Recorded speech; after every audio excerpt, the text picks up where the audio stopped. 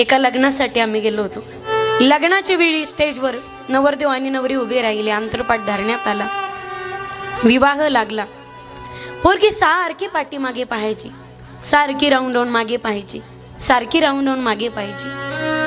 म्हणलं अरे लग्न चाललंय, नवरदेव आणि नवरी तर किती धुंदीत असतात लग्नामध्ये,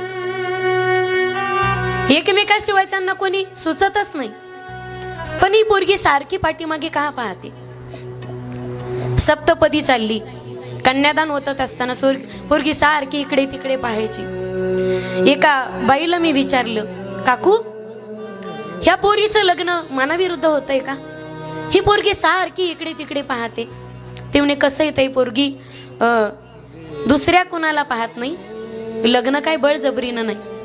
पण ताई ही पोरगी ना तिच्या बापाला झाली, ही 5व्या नंबरची पोरगी. ताई नको असताना